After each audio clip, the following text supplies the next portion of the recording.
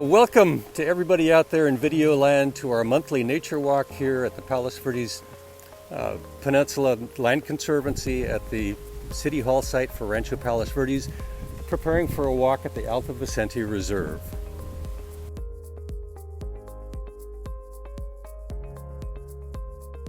Look forward to a beautiful, brisk morning, a bit breezy, and over the course of the walk this morning, we'll have a chance to see a mix of natural history and human history.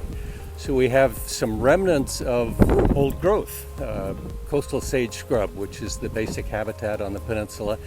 But we've also got buildings. So again, the City Hall compound is the skeleton repurposed of a military facility.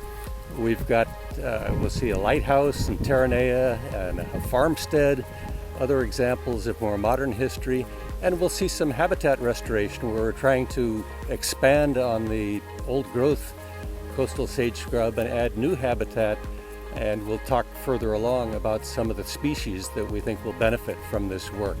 So if you're all ready, let's hit the trail and be on our way. The Alta Vicente Reserve has a rich history, from the indigenous peoples to Spanish ranchers to aristocratic developers to a military reservation, and finally back to the people. Indigenous peoples called this their home for thousands of years. Most recently, the Tongva Native Americans were hunters and gatherers living in harmony with the land. The Spanish colonial era began in the late 1700s when 75,000 acres were granted to a soldier named Dominguez in appreciation for his service to the Spanish crown. This huge parcel was named Rancho San Pedro and stretched from Long Beach to Redondo Beach and inland to Gardena and Compton. Thus began the ranching era on the hill, transforming it into land for cattle and livestock grazing. Yes, we had cowboys on the peninsula. In the early 1800s, Rancho de los Palos Verdes was partitioned for use by the Sepulveda family. Later, the 16,000-acre Palos Verdes Peninsula was sold to Jotham Bixby. Bixby and Sepulveda began leasing land to Japanese Americans for fishing and farming. By the early 1900s, much of the hill was covered with farms. Fisheries and canneries dotted the coastline.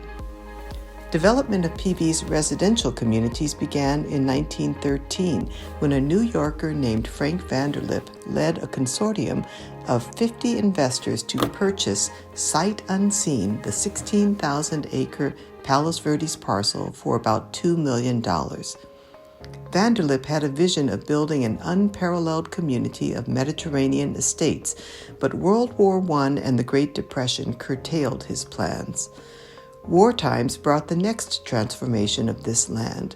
In 1930, fire control stations were built into the hillside of Alta Vicente, and from 1942 through 1977, Alta Vicente was part of the U.S. Army's Point Vicente Military Reservation, providing coastal defense during World War II and the Cold War, including housing Nike surface-to-air missiles next to what is now RPV City Hall.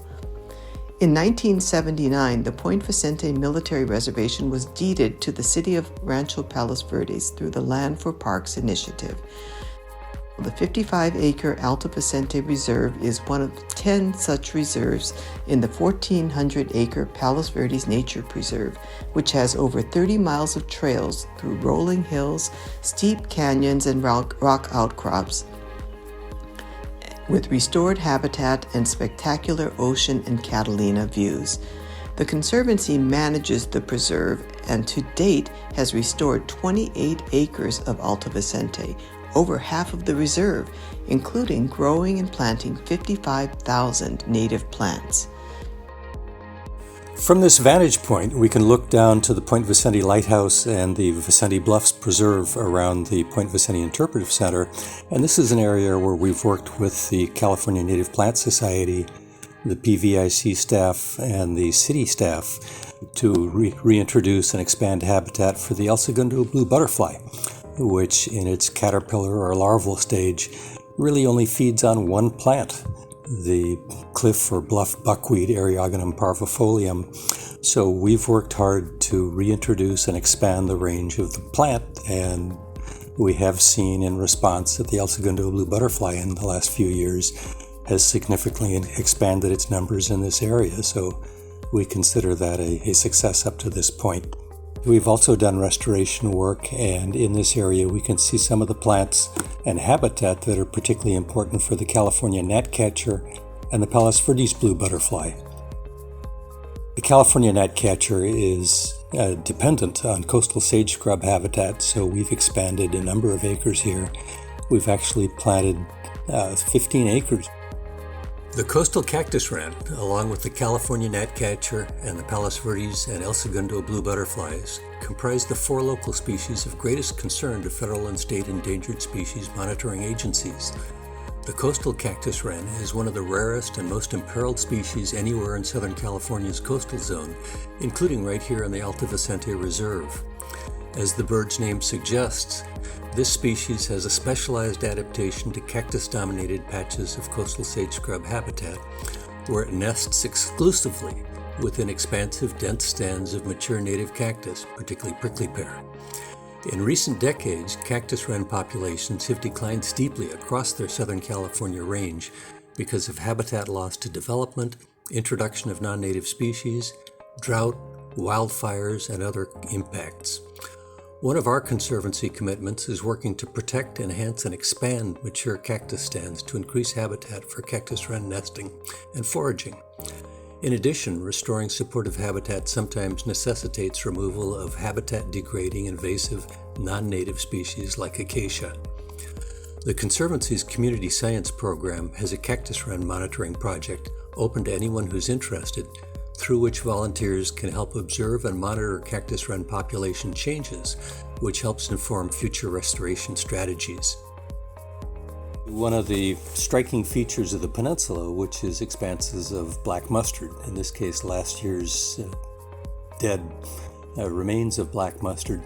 Many people think mustard is a native plant here on the peninsula and throughout much of California, but in fact it was introduced by European settlers into the area and is not a native, and in fact has deleterious or harmful impacts on the natives. While it is beautiful for a short period of time when it's flowering, it quickly dries out and becomes fuel for fire. Another problem we have with it is that it, like many plants, produces chemical defenses in the same way that we produce antibodies to defend our bodies. Plants can produce chemical compounds, and mustard is one of a number of plants that practice what's called allelopathy. They produce compounds which are, in the case of the mustard, harmful to plants around them, and they exude them through their roots and poison the soil for competition. So when you see patches of mustard around the peninsula, typically you won't see any other plants growing in the area. You'll see a dense plot of mustard which may extend for many acres and very little other vegetation in the area because the chemicals extruded by the mustard's roots make the soil uninhabitable. When it opened in 1954, 1 year before Disneyland, Marineland of the Pacific was the world's largest oceanarium. The park attracted 1 million visitors per year into the 1960s, but as its attractions aged and other amusement parks opened, attendance declined. And at the end of 1986, the owners of SeaWorld purchased Marineland while saying that they were committed to keeping it open. But less than 3 weeks later, in the dead of the night, Marineland's 2 main attractions, Orky and Corky the killer whales, were smuggled out and taken down to SeaWorld in San Diego. By 2 months after the acquisition, Marineland was closed forever until development began on what became the Terranea Resort. Tobermory Rock in the waters below the Terranea is a very important and sacred site to the Tongva.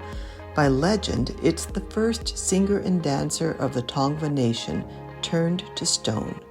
From this angle, it seems his shoulders are slumped forward, his head hung low, wondering, What has happened to our land and our people? Alta Vicente hosts the last remaining farm on the peninsula. The Hatano farm grows flowers and prickly pear cactus, the latter for use primarily in restaurants. Perhaps you've tried nopalitos.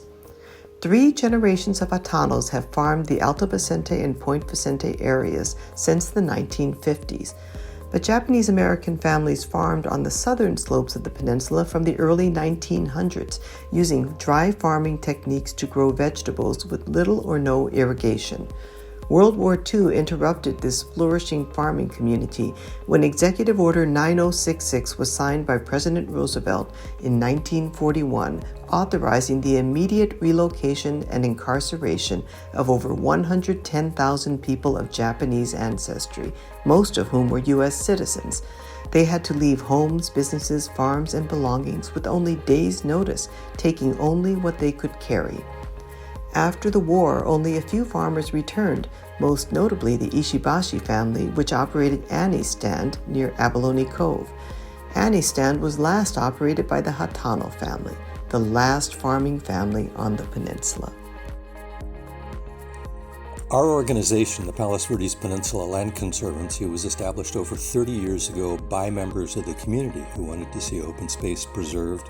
It has been sustained since then, both by literally thousands of volunteers as well as by thousands of people who've donated money to support our land acquisition, habitat restoration, educational programs, and other outreach activities, lectures, and things like that.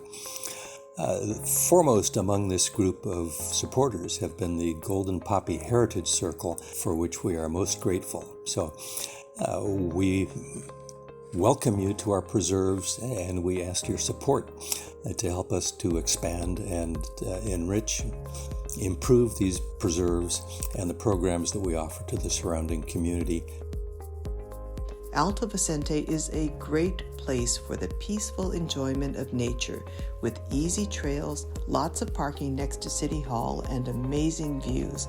Just remember to stay on the trails and to not disturb the habitat. Even when stepping only slightly off trail, you can unintentionally squash a tiny new native plant. And, as with all nature preserves, take only memories. Visit pvplc.org for more events like today.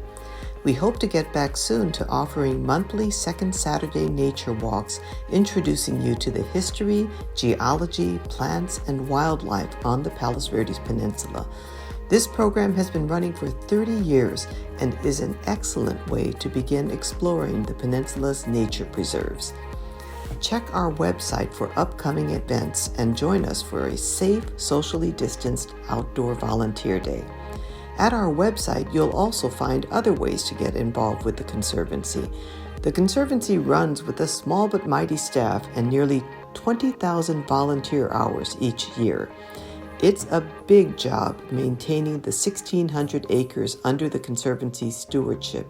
You can help in our native plant nursery or gardens, or pitch in to eradicate invasive species like black mustard and fennel that seek to undo our restoration work, or serve in one of our nature centers at an outreach table, maintaining our trails, or through our volunteer Trail Watch program. And you can support the Conservancy's work financially by donating online, shopping for native plants, or purchasing gifts that give to nature, like our Adopt a Goat program, where you can sponsor a goat to help with brush clearance and take a photo with an adorable baby goat. We hope you enjoyed this virtual talk and get out soon to experience the natural beauty of the Alta Vicente Reserve.